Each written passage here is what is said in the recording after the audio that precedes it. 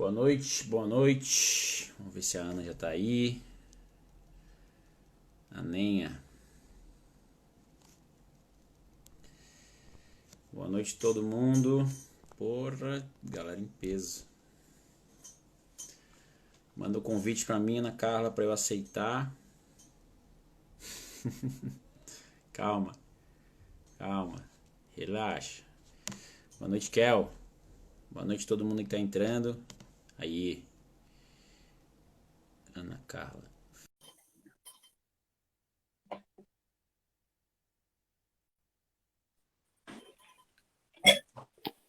Fala, Aninha, boa E aí, noite.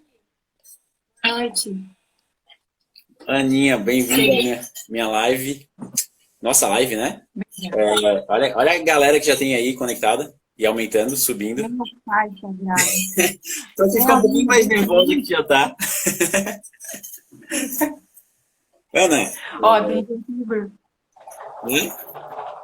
E a caravana de Guabiruba, onde é que tá? Conhece Guabiruba, Felipe? Conheço, claro. Tu e a Letícia vivem É. falando nesse lugar. Ah, é verdade. A Letícia trabalhava lá, né? Guabiruba é A uma Letícia, grande cidade que tem apenas um CEP. a Letícia não trabalhou lá em Guabiruba? Trabalhou, verdade? Hum, Mas eu tenho muitos amigos lá, inclusive tem uns assistindo aí, a Suelen. toda a população, no caso. Antes de a gente começar a despejar conteúdo na cara do pessoal aí, Ana, todo mundo já te conhece, mas se apresente aí pra minha audiência. Quem é Ana Carla Bonecker? Que veio de Brusque e todo mundo já sabe.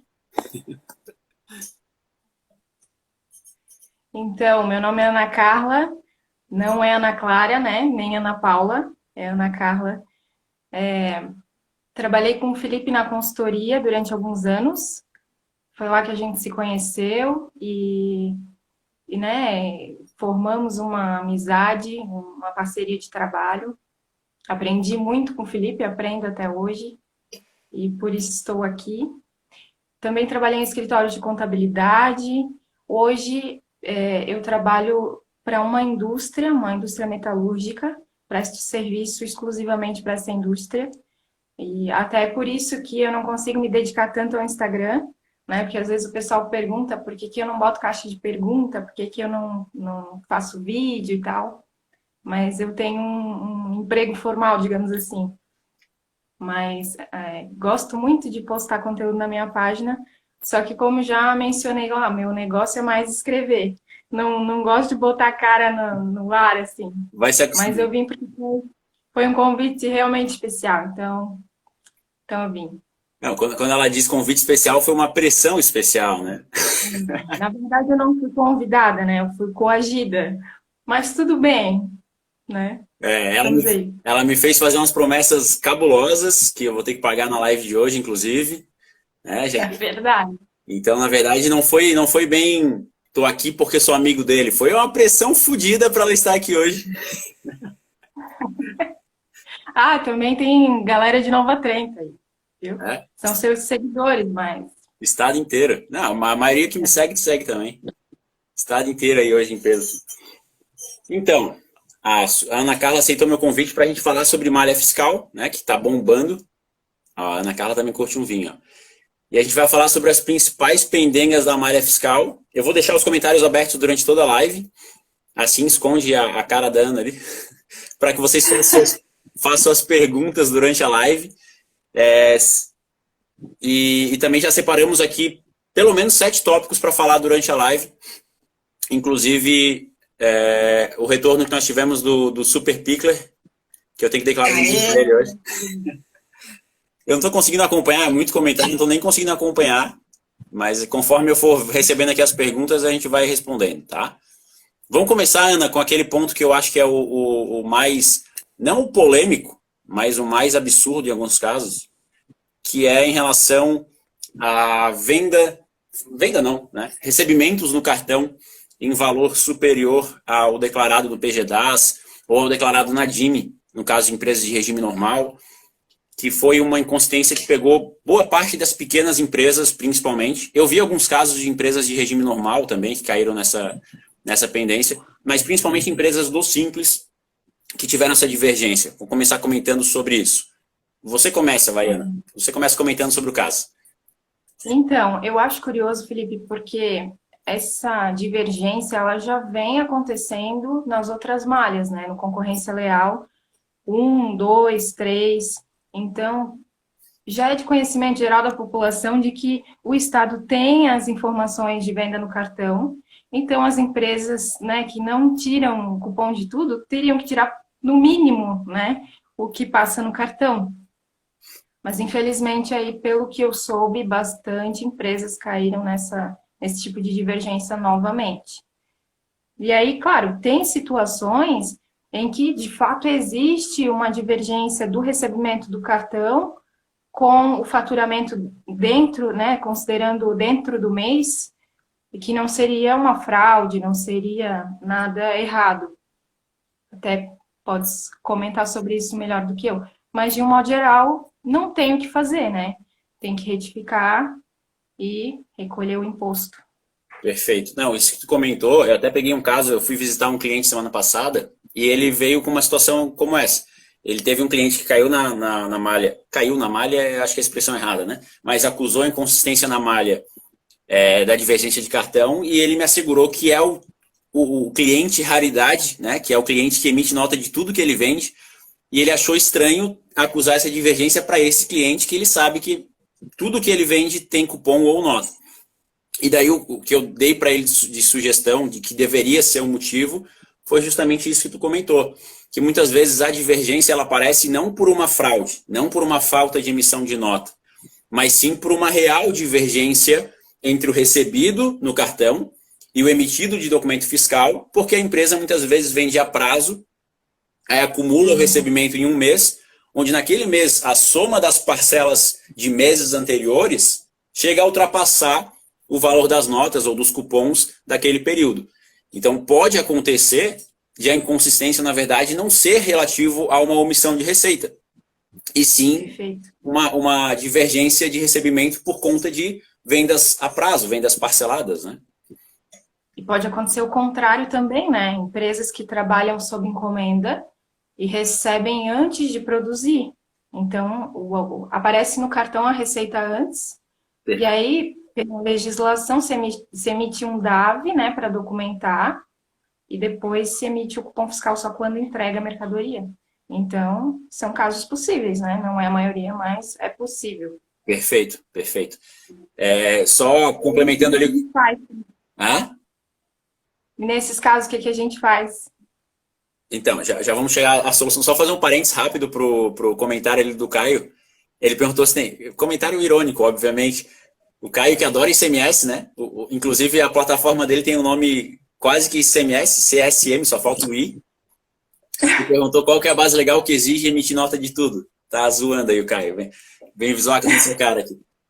Qual a solução nesses dois casos que a gente apontou, né, Ana? O teu caso de recebimento antecipado e o que eu sugeri de venda parcelada, né?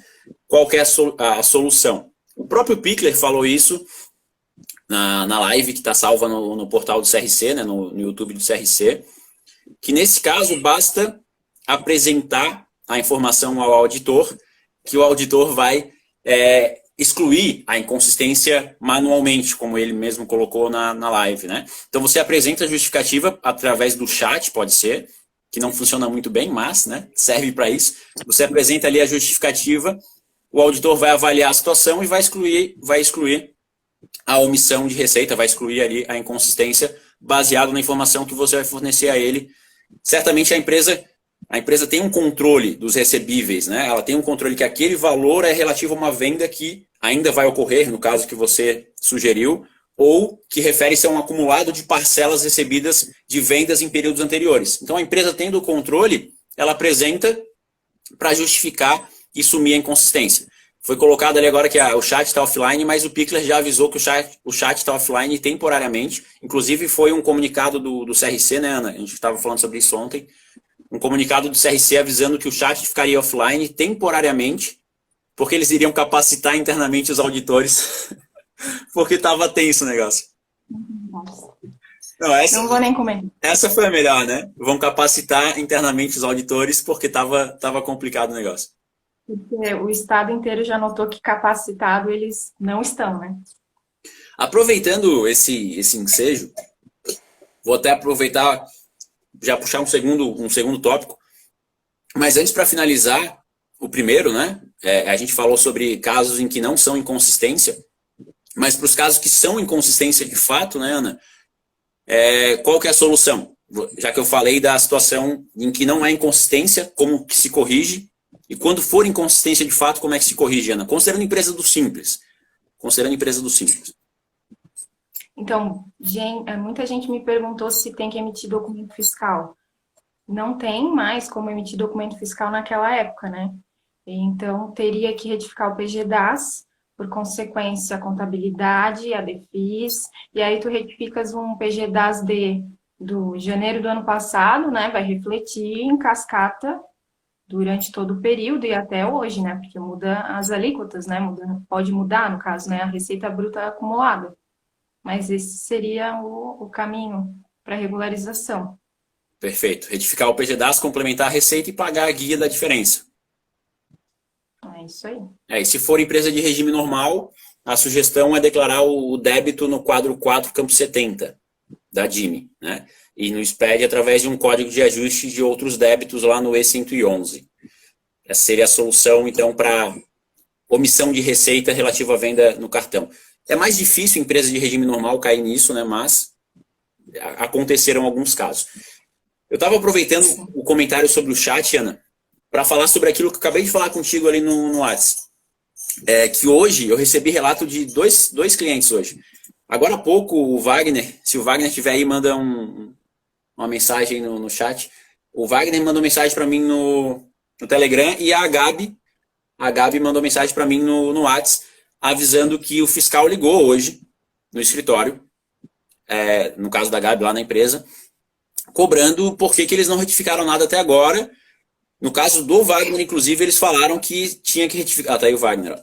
Tinham que retificar tudo até o dia 31 de outubro. Né? Aí eu trago aquele assunto que, inclusive, você foi a primeira a comentar aqui no Instagram, que são os prazos. Os prazos para regularização, que você, inclusive, conversou com o Pickler sobre o assunto, né? O que você acha, Ana, desse prazo 31 de outubro, com base no que o Pickler falou na própria live, né? Então, até quem não assistiu a live, eu recomendo assistir. Tá lá no canal do CRC no YouTube.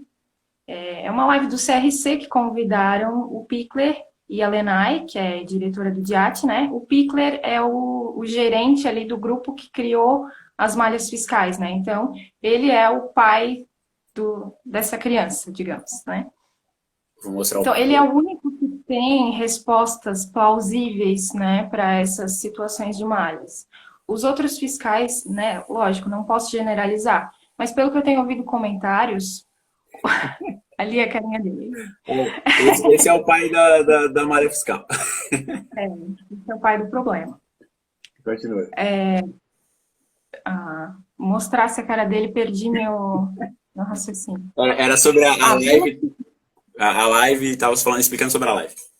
Sim, até assim, ó, na live ele fala que a postura dessa malha, a postura da fazenda com essa malha não é coagir ninguém, não é trazer problemas, seria mostrar para os contadores os dados a que eles têm acesso, né, para que ajude o contador, né, a orientar o seu cliente a se autorregularizar antes que isso cause um problema. E ele disse várias vezes que a Fazenda estaria super disponível para orientar e que seria um trabalho conjunto e que nós somos assim, ó, a fiscalização e a contabilidade, nós somos best friends forever e que é super tranquilo, tá? E aí, em relação aos prazos, ele falou que seria assim, até final desse ano, a gente teria que regularizar o primeiro semestre de 2019. E é isso. E até quando ele falou isso, eu fiquei, nossa, né? Isso não está escrito em lugar nenhum. Mas ele falou e ele repetiu E ele falou 3 vezes, tá? Até quando eu entrei em contato com ele, pedi para ele uma confirmação sobre isso, porque nenhum outro fiscal tem essa informação. E ele falou o seguinte: a cada, assim, ó, seria para regularizar primeiro semestre de 2019 até final desse ano, até 30 de abril do ano que vem, o segundo semestre de 2019, e a partir de então a gente iria arrumando de 6 em 6 meses. A cada 4 meses, a gente teria que regularizar, né, os 6 meses para trás. Até que chegasse ao ponto de que a gente tivesse mais ou menos com tudo em dia, só olhando 6 meses para trás. E ele diz que eles não querem olhar muito para o passado, eles querem, né, que a gente tome consciência, a gente contribuinte, né, e tenha uma postura diferente daqui em diante. Só que o discurso dele é muito diferente do que o que a gente vê na prática, do que quando a gente liga para um fiscal, né? Mas, enfim, eu entrei em contato por e-mail, inclusive ele foi muito gentil, né, Felipe? Tu também falasse com ele por e-mail. Sim. Muito solícito. Inclusive, a gente não está acostumado com esse tipo de comportamento, né, Nem Felipe? um pouco. A gente está acostumado a levar um te vira, corre atrás, né? Que muita gente já sabe dessa história, que a gente já levou Eu já até, uma eu dessa. já até postei o print em History. Exatamente. Mas aí eu fiz 2 perguntas. Primeiro, eu comentei com ele o seguinte: olha, eu vi a live muito esclarecedora, legal, só que o senhor falou de um prazo que os outros fiscais não têm conhecimento. Isso é realmente verídico? Ele me respondeu: olha, Ana, de fato, até final do ano vai ser exigido regularização do primeiro semestre de 2019. É isso. O que não quer dizer que a Fazenda não possa, né, não vá continuar com as operações normais de auditoria e fiscalização. Então, nada impede que um fiscal te autue por uma irregularidade que esteja ali. Mas a intenção é realmente o primeiro semestre até fim desse ano. O que muda muita coisa, né, Felipe? Porque os contadores estão atolados de serviço. Sim. Então, Como o colega falou de 15 regularizar. dias para fazer. Porra, 15 dias para arrumar uma porrada de inconsistência. Teve gente com centenas de inconsistências apuradas. Beleza, eu trabalho para uma empresa, né, uma indústria, mas a realidade dos escritórios é completamente diferente, porque lá aparecem todas as empresas e vários tipos de inconsistência para cada uma, então é realmente bem complicado. Sim. Sobre essa questão do prazo, que até ele reforçou no e-mail para ti, ele deixou claro na live, ele reforçou para ti no e-mail. A questão é que os fiscais não estão sabendo disso, obviamente, isso ficou nítido, porque tem fiscal dizendo que tem que fazer até 31 de abril, de 31 de outubro, tem fiscal dizendo que tem 15 dias, como o colega acabou de comentar ali. Então é uma informação desencontrada. Eles têm como um marco 31 do 12. Essa é a informação que o Pickler anunciou na live e te reforçou por e-mail. Então, é uma falta de comunicação interna. Os próprios auditores que estão conectados no chat não assistiram a live, isso é fato. Eles não assistiram a live que anunciou a malha fiscal, onde ele deixou bem claro essa questão do prazo. Que inclusive era do chefe deles, né? Exato.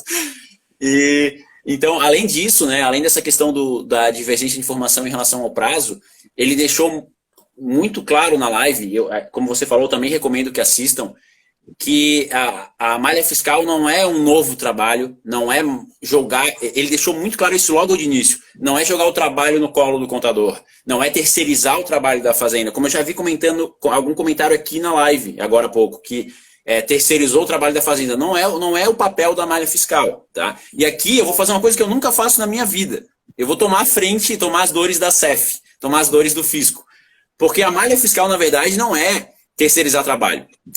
A malha fiscal está mostrando a cagada que ou a empresa ou o contador fez. Vamos ser bem sinceros. Tá? Ele está revelando a cagada que alguém fez. Então, da onde que a fazenda está jogando no teu colo um trabalho que é deles? Ela está te mostrando, ó, tu fez merda. Corrige antes que tu seja notificado. Então, não é terceirizar o trabalho da fazenda. É mostrar que fez merda, mostrar que tem possibilidade de notificação e te permitir a autorregularização, que foi o que o Pickler deixou bem...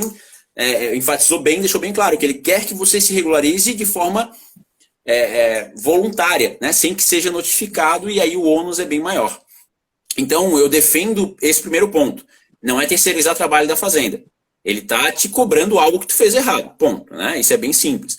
Outro ponto é em relação ao resultado da malha fiscal, né? Que a gente, como contador, a gente vai ter empresários mais conscientes, né? A gente vai ter empresários. A concorrência leal já deveria ter servido para isso com relação às empresas do Simples, né?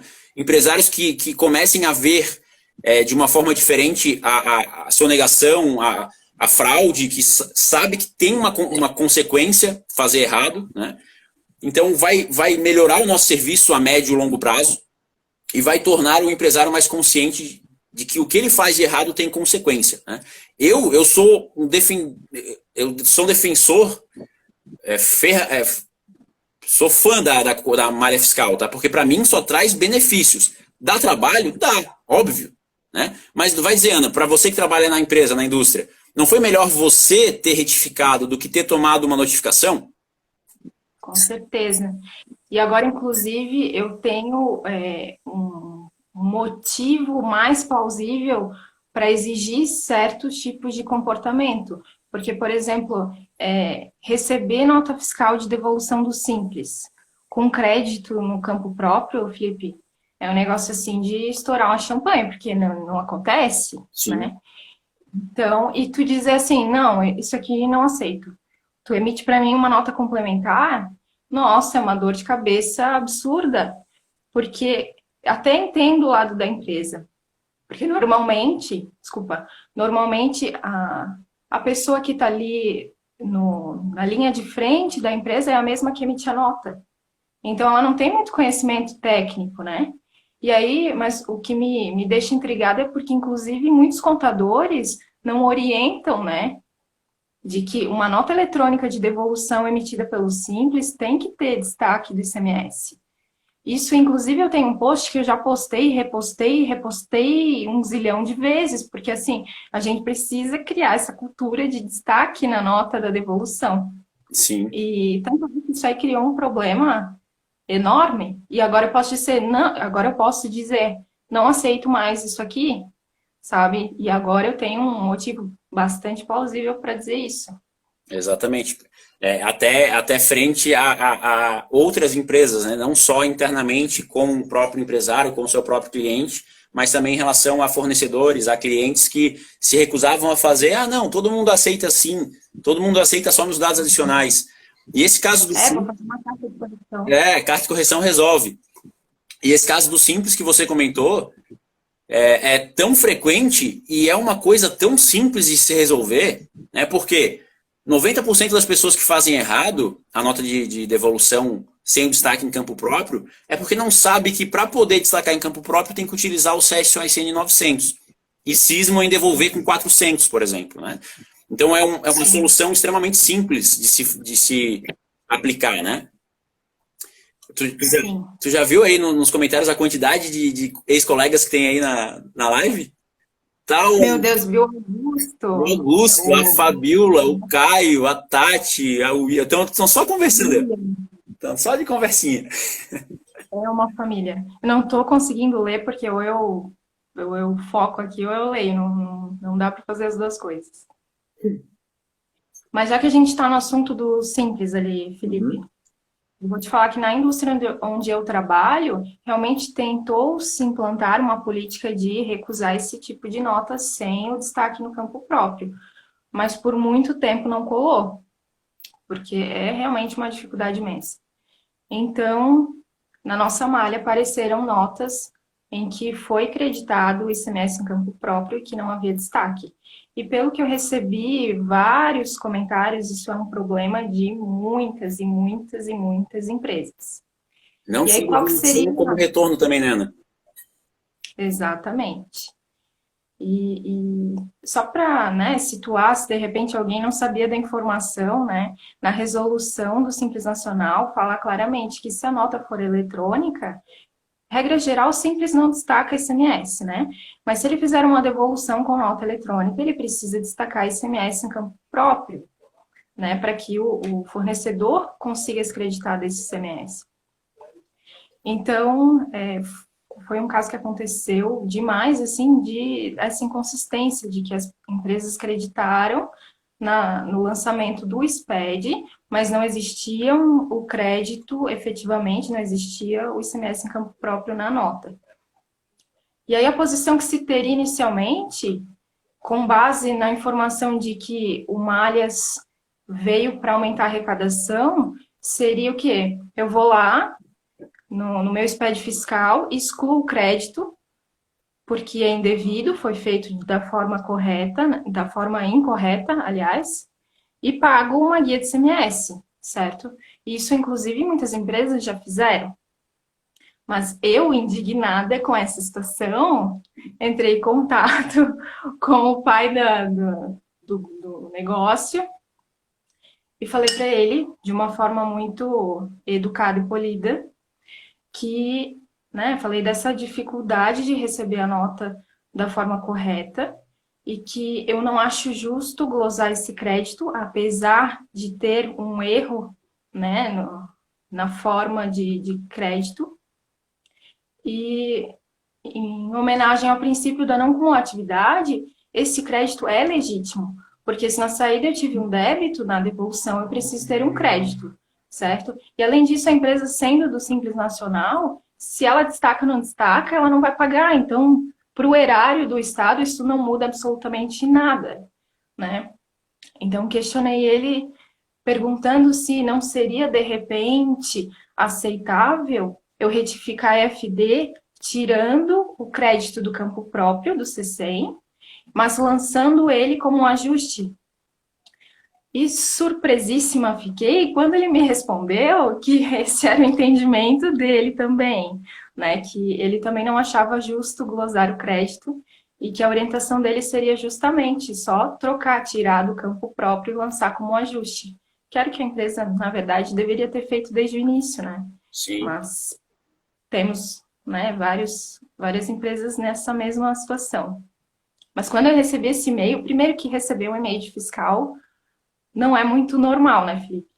Aí receber um e-mail que ele escreve de uma forma educada, polida e gentil, menos ainda. E aí que ele te dá uma resposta que tu quer ouvir, isso é fantástico. Assim. Não, e outro ponto que, para mim, esse fiscal em particular me surpreendeu muito é o fato de ele ter conhecimento da legislação tributária. Ele entende da legislação tributária. Ele não é como os outros fiscais que estão lá de bonito, né? Hoje a Gabi, inclusive, relatou um caso que o fiscal falou para ela fazer DCIP para reconhecer débito. Fazer DCIP para reconhecer débito. Começou com umas viagens, mas o prazo já se esgotou para fazer DCIP. O cara não sabe nem o que está falando. E o Pickler, ele domina o assunto. Dá para ver que ele domina o assunto. Então, não é à toa que ele está, né? Exatamente. Eu até falei para Ana que eu iria declarar amor abertamente pelo Pickler aqui, que eu virei fã do cara. Porque quando eu assisti a live dele no YouTube, eu falei, porra, primeiro, o cara tem uma puta voz de locutor, né? Sim, meu Deus, que... Parece o Leandro Carnal falando, né? Ele fala assim com uma tranquilidade. Então, pô, eu já achei, caralho, que cara tem uma voz, assim, um jeito, uma didática muito boa. E depois ele começou a falar e ele tinha conhecimento do negócio. No e-mail, ele demonstrou ter muito conhecimento do negócio também, tanto o que ele me respondeu quanto o que ele te respondeu. Então, o cara é foda. E sobre esse caso que a Ana comentou, tá? Só para reforçar bem, já perguntaram ali qual é o código de ajuste. Aí eu vou dar uma de Caio. Abre o ato de arte, dá um Ctrl F e procura, né? Larga a mão de ser preguiçoso, porque achar um código de ajuste genérico é só você dar um... Abre lá o ato de arte 18 de 2020, dá um Ctrl F, outros créditos, vai estar lá o código. Eu poderia abrir aqui, mas eu tô com preguiça. Só finalizando isso que a Ana falou, a forma de regularizar isso é excelente, porque não vai precisar pagar o ICMS que você vai estornar de crédito, porque você não chega a estornar o crédito, você só muda a forma de apropriação, certo, Ana? Você tira do campo próprio e leva para o ajuste. Você tira do C190 e do C100 e leva para o C197. Então você continua com crédito no mesmo período de apuração, só que você registra de forma diferente. Então você não vai gerar um ônus, não vai gerar um valor a pagar de imposto, apenas vai mudar a forma de apropriação, que o Pickler já deu o aval, isso pode ser feito, não tem problema nenhum. Depois eu vou deixar minha conta corrente aqui nos comentários, quem quiser depositar 10% do valor que iria recolher, né? Só antes que eu esqueça, já que a gente está nesse assunto, né? Essa mesma, esse mesmo probleminha ali de nota que não tinha destaque, mas foi creditado, eu também recebi comentários de pessoas que creditaram ICMS-ST dessa forma. Então é a mesma coisa. O crédito é legítimo, você tem direito, só que você fez da forma errada. Então teria que tirar da nota e lançar num código de ajuste. Aí lá no 697 tem um código de ajuste bem certinho, né, com a descrição bem É o certinha, crédito de ST? insumo. É o da ST? Esse eu sei de cabeça. É o SC 00000001. Esse eu revelo. Ah, O outro então, não. Ah, é isso aí. ô, Ana, aproveitando. Só quero deixar claro, né, Felipe?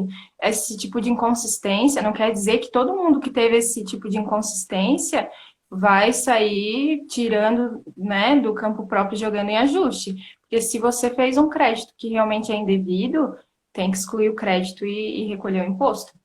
Isso aí, perfeito. Tem que avaliar caso a caso, né? Por exemplo, crédito de nota cancelada. Aí já não dá para fazer um ajuste, né? Aí não rola, né? A nota está cancelada e eu apropriei crédito. Porra. Quer falar do caso da nota cancelada? Só quero, né, fazer um parênteses, eu até já coloquei no Stories. Também aconteceu com a gente, na nossa empresa, e não foi de má fé. A gente foi verificar no SAT, a gente filtrou as notas que aquele fornecedor emitiu contra nós na época, e tinha a nota cancelada, mas tinha a nota autorizada. Então a pessoa se enganou, né, e escriturou a nota errada. Então foi um grande alívio, porque bastava substituir a nota errada pela certa e vida que segue. Perfeito. Então, né, eu sugiro que as pessoas façam esse tipo de pesquisa, né? Mas se de fato a nota foi realmente cancelada, aí caixão. Perfeito. E nesse caso, né, de nota cancelada, que de fato foi cancelada e não teve uma substituta, né? A forma de regularização, aí eu já respondo a pergunta de alguns aí. A forma de regularização disso perante SPED é excluir o lançamento, consequentemente excluir o crédito, aumentando o saldo devedor do E110, certo?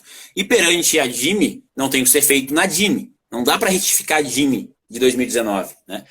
Até porque a gente está falando ainda de 2019, né? Não estamos falando de retificações de 2020, porque o prazo já é mais longínquo. E aí, em relação à DIME, a forma de regularizar é o que foi colocado aqui no comentário agora há pouco, transmitir uma DDE, uma declaração de débitos especiais, informando o período de competência e o valor do ICMS. Então, eu excluí uma nota cujo valor de ICMS que eu havia acreditado era R$ 50. Eu faço uma DDE de R$ 50. Vai gerar um DARI atualizado, com juros e multa, para recolher esse imposto. DDE, é esse mesmo nome, está lá no SAT. É uma declaração extremamente simples de ser feita. Você só informa o período e o valor do débito, só. E ele já automaticamente gera o DARI. Certo? Ô Ana, uma coisa que alguns não sabem, que eu recebi esse tipo de pergunta. Prazo para retificação de SPED e DIME. Queres esclarecer aí, pessoal? Vou falar rapidamente. É simples, funciona da seguinte forma: eu consigo retificar normalmente sem problema nenhum SPED de períodos até 3 meses atrás. Basta fazer um arquivo, lógico, sempre que a gente fala em retificação é arquivo completo, né? E mudando apenas de arquivo original para arquivo retificador e manda bala, substitui normalmente. Se eu quiser substituir, retificar um período de apuração mais antigo, eu preciso pedir autorização. Lá dentro do SAT tem uma abinha, dá para digitar na caixa de pesquisa, né, Felipe? Pedido de retificação extemporânea de SPED. E lá é bem simples também, tu colocas o período que tu queres, inclusive não precisa ser mês a mês, tu pode colocar 1º de janeiro de 2019 a 30 de, sei lá, 30 de junho de 2020. E tu precisas apenas esperar a fazenda aceitar, que isso leva no máximo 24 horas. Depois tem uma outra tela que tu pesquisa se a fazenda já autorizou ou não. E aí também, só enviar o arquivo normalmente. Porque se tu não pedes essa autorização e tu tentas mandar um arquivo do ano passado, por exemplo, quando tu tenta transmitir o arquivo, vem um aviso de que tu precisas de autorização. Então, primeiro vai lá no SAT. Esse sisteminha ali de pedir autorização no SAT é para períodos de até 24 meses, ou seja, 2 anos. Então, quem precisa retificar ano passado precisa fazer isso. E se eventualmente alguém precisar retificar períodos mais antigos ainda, aí não tem SAT, aí tem que protocolar um pedido lá na fazenda mesmo, na gerência regional. E só a título de curiosidade, que tem gente que ainda não sabe, se de repente alguém precisar recuperar um arquivo SPED que não tenha mais na máquina, é só baixar o ReceitaNet BX, que lá tem todos os arquivos SPED que a empresa já transmitiu, inclusive SPED contábil, SPED contribuições. É bem rapidinho, bem simples. Perfeito, perfeito. Respondendo algumas perguntas enquanto você explicava, não existe multa para retificar esses últimos 24 meses que a Ana explicou. Se for anterior aos últimos 24 meses, aí requer o pagamento da taxa de serviços para poder protocolar o requerimento, que é R$ 10, 10 e alguma coisa. Mas aproveitando aí a questão de anterior aos últimos 24 meses, ficou bem claro no próprio vídeo do Pichler ali sobre o período que eles estão analisando. Eles optaram por analisar janeiro de 2019 para frente. Então você não vai ver inconsistência de 2018, de 2017, porque eles começaram a fiscalizar janeiro de 2019 para frente. Não estão olhando períodos anteriores a 2019, felizmente, né? Porque senão já daria um trabalho ainda maior para retificar o SPED. Enquanto você falava, alguém comentou ali sobre se o período a ser retificado apontava saldo credor. E esse foi o objeto da minha pergunta ao Pichler, né? Porque eu peguei muito desse caso dos meus clientes aí na última semana. E se o meu período era saldo credor na época, o que eu faço? Por quê? O Kelvin até respondeu aqui a pergunta da galera. DDE só serve para informar débito. DDE só serve para informar valor a pagar. Não serve para reduzir saldo credor ou para ajustar saldo credor. Então, se o seu período era saldo credor, esquece a DDE. Isso eu conversei com o Pichler qual a maneira de corrigir, né? Vamos supor que a sua empresa ela tenha apurado o saldo credor desde janeiro de 2019 até 2020. Então ficou com saldo credor durante todo o ano calendário de 2019 e transportou-se para 2020.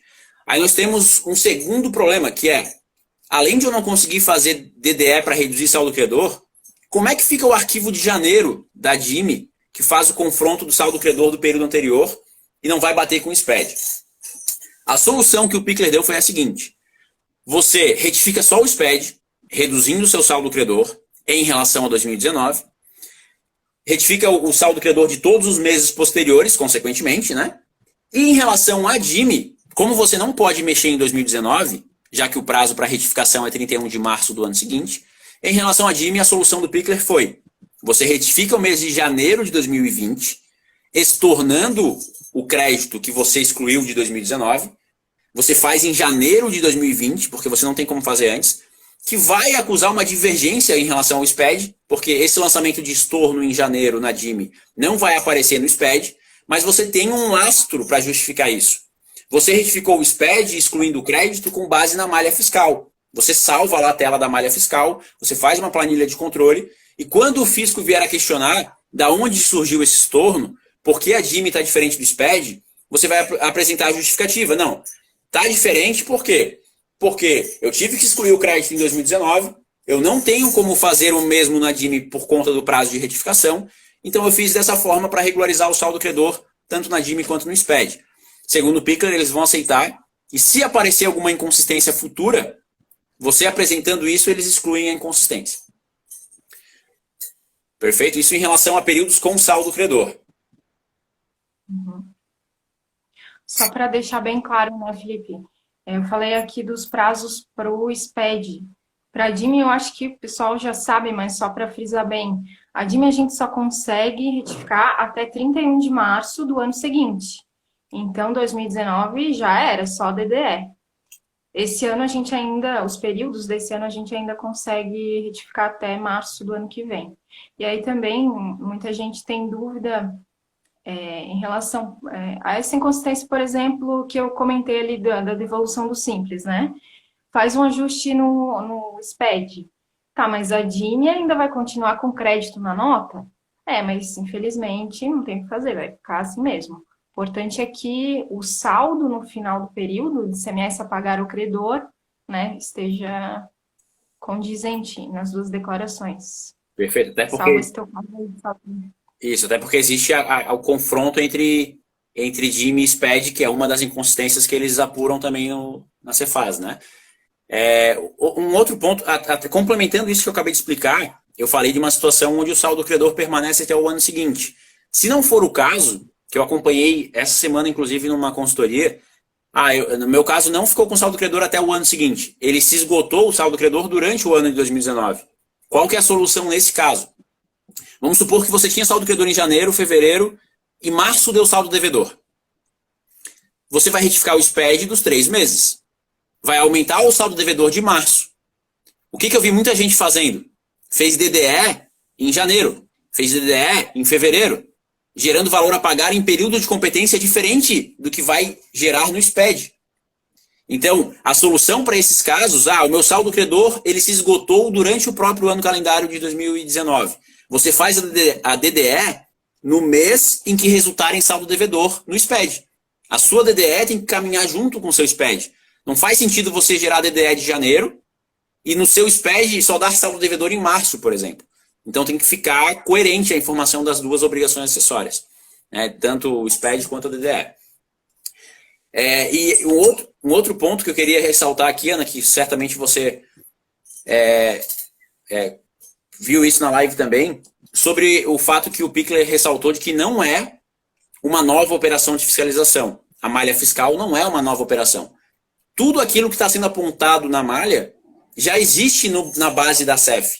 Ela só está disponibilizando ao contador, ao contabilista e, consequentemente, também ao contribuinte. Então, não é uma nova operação. Tudo aquilo que está aparecendo ali já aparecia para o Estado. Então, a gente tem que agradecer que eles nos mostraram, né? Porque assim permitiu que a gente faça a retificação antes de eles notificarem. Isso o Pickler deixou claro por diversas vezes. Tudo que aparece ali de inconsistência, o Estado já usava de ferramenta antes. Ele só agora disponibilizou ao usuário, disponibilizou ao contador e ao contribuinte. Deixar claro, né, Felipe, que aquilo ali não é um auto de infração. Eles sempre, ou pelo menos nos últimos anos, eles já têm essa informação, né? Como tu comentasse, eles só disponibilizaram para a gente ter ciência, né? E mudar daqui para frente. Ele frisou também bastante isso, né? O objetivo é que a gente mude.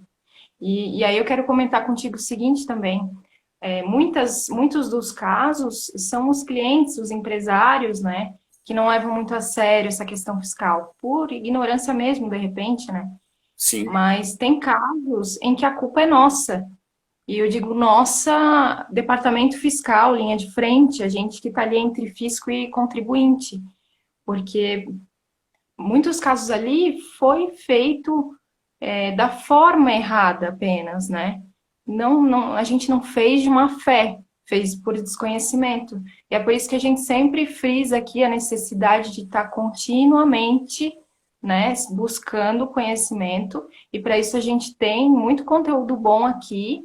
Tem no meu canal, tem no teu, tem no dos nossos colegas, tem Telegram, tem YouTube, sabe? Eu tenho mantido a prática de trabalhar ouvindo vídeos. Tem vídeo teu, tem vídeo da Juliana, da Tati, do Caio, tem muito material e tem muito material gratuito, né? Então, quem quer um diferencial, quem quer ter um salário diferente, precisa ter uma postura diferente, né? Tem muito conhecimento aí pra gente agarrar, e eu falo por mim também, porque eu também tô longe de saber tudo, né? Tô buscando continuamente me aperfeiçoar. Perfeito, né? Essa tua colocação é excelente, porque a gente percebeu erros grotescos, né? A gente percebeu erros que a gente imaginava que todo mundo já soubesse daquilo. Por exemplo, comprei de fornecedor do Simples, lancei o crédito no campo próprio. Não, é DCIP. Está escrito no anexo 5 do regulamento. Né? Já é assim desde que a roda é redonda. Então, sempre foi assim. Por que todo mundo não sabe? Então, a falta de ir atrás, de se capacitar, faz toda a diferença, né? Não vou aproveitar o ensejo para anunciar o curso, porque eu vou deixar para anunciar ao final, né? Mas isso que a Ana colocou é interessante, que a gente tem que estar sempre atrás de se atualizar, né? A Ana citou aí algumas plataformas, como a minha, como a do Caio, que acabou de comentar ali, ó. Quem quer se manter atualizado hoje tem muito mais opção do que tinha alguns anos atrás. Tem a minha plataforma, tem a plataforma do Caio, tem vídeo gratuito, né? Como você falou. Pode falar. Desculpa te cortar. Nada. O que eu apanhei muito para aprender, apanhei muito mesmo. Tem assim, ó, de graça, a pessoa te falando num vídeo, a pessoa te colocando que saiu no Diário Oficial, no Telegram. Meu Deus, só não tá, né, por cima quem não quer. Exatamente. Né? Então, e aí tem o teu curso, tem o do Caio, que não são gratuitos, mas são super acessíveis, né? E trazem um conteúdo muito rico. E aí tem colegas que também fazem cursos, né, sobre assuntos específicos, enfim, tem bastante coisa aí pra gente aproveitar. Hoje tem muito mais opção do que tinha antes, né? Sobre o Telegram que você falou, porra, eu antes acompanhava do Caio antes de fazer o meu. É uma teta, né? É uma mamata, é tudo prontinho ali, ó, mastigadinho. Claro que a gente incentiva a pessoa a ir ler por conta própria. Mas quem não tem tempo, vai lá no canal do Telegram do Caio, vai no meu canal do Telegram, já tem tudo ali mastigadinho do que saiu de novidade no dia. Então hoje você não está atualizado é por preguiça. Né? Hoje, se você não se atualiza, é por preguiça. É puramente falta de prioridade.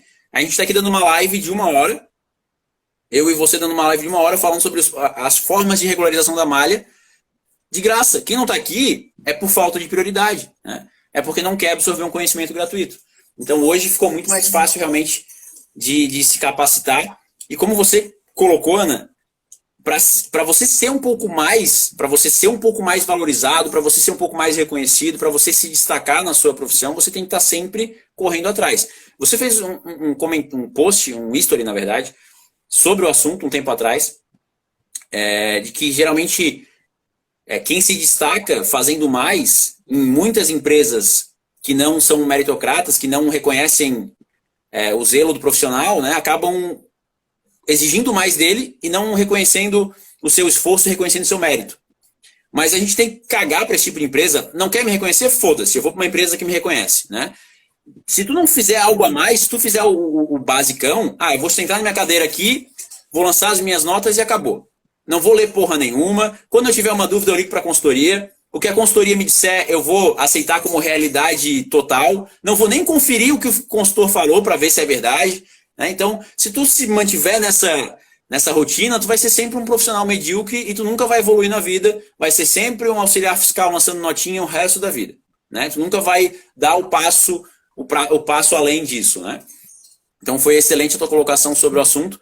Eu vou aproveitar daqui a pouco para falar vai sobrar tempo ainda para falar sobre o curso.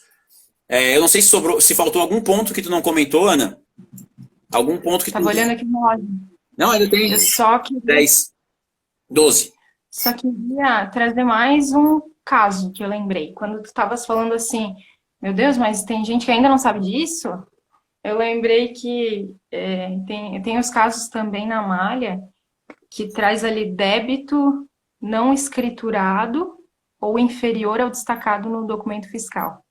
Então, eu já queria aproveitar e dizer o seguinte, em hipótese alguma, você emite uma nota com débito, escritura sem. Isso não existe, não é, Felipe? Só tem uma exceção, então, né? É quando não é nota, quando é CTE. Mas pode complementar o raciocínio. Sim. Então, de fato, existem situações que tu emites a nota e aquele débito não é devido, né? Por exemplo, tu comprasse um material de uso e consumo, um ativo imobilizado, um material para uso na prestação de serviço sujeito ao ISS e tu não tomasse crédito. Só que tu precisasse devolver para o fornecedor. E aí tu precisas destacar o ICMS para que ele consiga apropriar o crédito, né? Uhum. Nesse caso aí não é justo que tu pagues esse ICMS se tu não tomasse crédito, né? Em respeito, novamente, ao princípio da não cumulatividade. Só que o procedimento correto é escriturar a nota tal qual ela foi lançada e fazer um ajuste de estorno de débito. Então, também, quem tem esse caso ali, é simples de resolver. Sim, perfeito. Perfeito. Muita gente fez o seguinte, muita gente reconheceu, por exemplo, uma nota cujo destaque foi de 17, mas deveria ser 12 e registrou direto a 12. Reconheceu uma nota que era devolução de uso e consumo, como você falou, e registrou sem débito. Esse tipo de situação não existe, até porque o nosso estado tem DECIP para resolver esse tipo de coisa, né? DECIP de estorno de débito, DCIP de outros créditos, dependendo da situação, então dá para se resolver através de DCIP, não precisa registrar sem débito. As únicas exceções que eu ressalto aqui são os casos do CTS, porque no caso do CTE, a gente sempre orienta dessa forma para qualquer cliente que você emitiu o CTE com destaque, você começou o frete em outro estado, você não tem que pagar ICMS para Santa Catarina. Né? Vamos supor que você emitiu um CTE com origem no Paraná. Você destacou o ICMS no CTE. Você não vai registrar ele com débito, porque senão você vai pagar de novo para Santa Catarina aquilo que já foi pago para o Paraná. Então a questão é que existem exceções especificamente voltadas ao conhecimento de transporte, que inclusive a regra de validação da DIME não faz análise de CTE, só faz análise de nota fiscal eletrônica. Né? E eu não sei como que as empresas conseguem hoje fazer isso errado, porque na minha época de escrituração, em 2000 e bolinha, tinha regra de validação na DIME, né, Ana? A DIME acusava erro se você registrasse sem débito. Então, é alguma treta que eles fazem para poder passar. Sim. Isso quer dizer que a gente já tentou fazer uma tretinha, né, Felipe? Mas não rolou. Ah, de leve. De leve, só. A gente já tentou fazer também, mas não deu certo. E aí a gente viu que, né? Perfeito, perfeito. Vai. Ana, eu vou aproveitar os últimos minutos para passar umas instruções pro pessoal. Ah, eu tenho que pagar minha promessa, né? Ah, é verdade. Ó, eu fiz aqui até escrito, tá? Porque eu não consigo verbalizar isso. É que se eu mexer no meu celular agora, não sou muito tecnológica, vou botar uma live por água abaixo, né? Mas os meus amigos, por gentileza, gravem esse momento, porque é um momento importante para o Estado, tá? É um momento importante para quem mora no Vale do Itajaí. Então, por favor. Eu prometi. Ó, vou mostrar aqui, ó. Brusque maior que São José, tá aqui, ó. Aê! Finalmente, Felipe, nossa, eu fico muito feliz que tu realmente tenha admitido isso, que tu sempre sentiu, sempre soubesse, né? E agora, assim, ter a coragem de demonstrar isso publicamente, isso é muito importante para nós. Eu não consigo verbalizar isso porque eu fui educado a não falar mentiras, então verbalizar eu não consigo, mas escrever é de boa. Escrever eu consigo. Tá? O pior que eu fui educado a não falar mentiras, mas palavrão falo a rodo. Ah, isso eu percebia. Inclusive, o pessoal assim, tá, mas o título dessa live é meio mal criada, né? Uhum. Eu fiz, né? Foi o Felipe, é bem a cara dele mesmo. A Jéssica ainda falou, ó, pergunta pra Ana se ela vai aceitar esse título aqui, porque é meio pesado, assim, né? Ela vai curtir. Ana, muito, muito, muito obrigado. Espero que tu volte a fazer mais lives, né? Depois dessa. Aceita o convite aí da Juliana, o convite da Tati. Bota essa cara para aparecer aí. O pessoal te adora. Nunca tive uma live com tanta gente, então certamente tu tem participação, né, nessa quantidade de gente assistindo. Com certeza o pessoal quer continuar te vendo e não só te lendo. Legal, fiquei assim, ó, realmente muito feliz.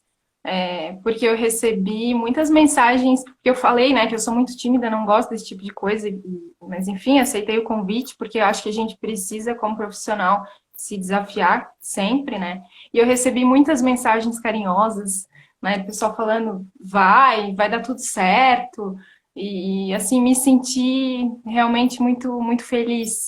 E até eu não consegui ler durante a live, mas eu vi que tinha amigas ali postando comentários muito legais, assim, me botando para cima, agradeço demais. E, assim, ó, Felipe, sem palavras para ti, né? Pela oportunidade de estar aqui num canal que é referência não só em Santa Catarina, mas no Brasil inteiro. E tudo que tu já me ajudasse na carreira, assim, minha voz está embargando. Mas, enfim, tu sempre me colocasse para cima, não só eu, mas todos os teus colegas. Tu és um cara muito bacana. E assim, ó, quem te conhece sabe que tu mereces o espaço que tu estás ganhando.